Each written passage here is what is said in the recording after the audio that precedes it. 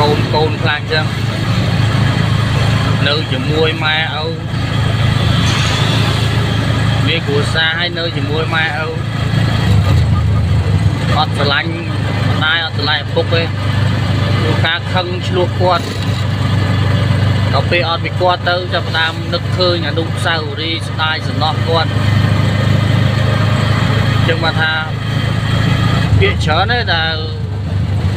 អត់ពីគាត់ទៅតែស្ដាយសំណោះvàនឹកឃើញអនុស្សាវរីយ៍ដល់ពេលនៅក្បែរគាត់មានតែភាពមកសៅឆ្លោះគ្នាអត់ត្រូវគ្នាធម្មតាលោកចាស់គាត់ឃើញទឹកណែគាត់ចិត្តតែល្អចិត្តតែថាដល់ពេលយើងក្មេងនេះ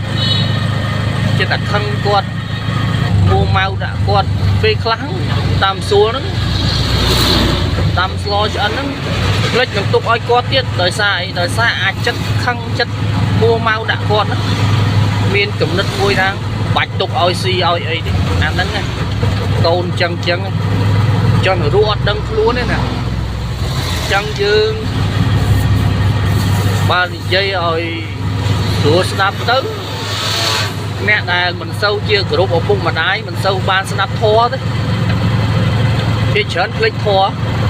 មូលហេតុអីបានថាភ្លេចមិនដែលនឹកគ្នាគិតតែខ្លួនអញដើរផ្លូវនោះត្រូវហើយអញបាច់ស្ដាប់អ្នកណាមិនបាច់យកធម៌អីមកស្ដាប់ទេ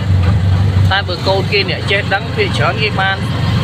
ស្ដាប់ធម៌អញ្ចឹងទៅដំបូងមានបោះចាស់គុំអញ្ចឹងគេគោរពប្រតិបត្តិតាមអញ្ចឹងអាកុសលផលបុណ្យគេនឹងរឹតតែផ្ដល់ឲ្យគេថែមហើយអាកូនដែលអត់មានធម៌អត់មានចេះស្ដាប់ចាស់ព្រឹទ្ធាចារ្យជុំវិញខ្លួនហ្នឹងវាច្រើនវាមិនសូវឃើញជាផលល្អអីទេអញ្ចឹងសរុបរួមមកសេចក្តីនេះអ្នកដែលមានឪពុកម្ដាយនៅជាមួយពេលដែលលោកនៅរស់គួរណាស់គោរពប្រតិបត្តិលោកឲ្យបានត្រឹមត្រូវកុំឲ្យចុះនរកដោយមិនដឹងខ្លួនបាទអញ្ចឹងវីដេអូហ្នឹងខ្ញុំសូមតែប៉ុណ្្នឹងចោះគោរពជម្រាបលាទាំងអស់គ្នា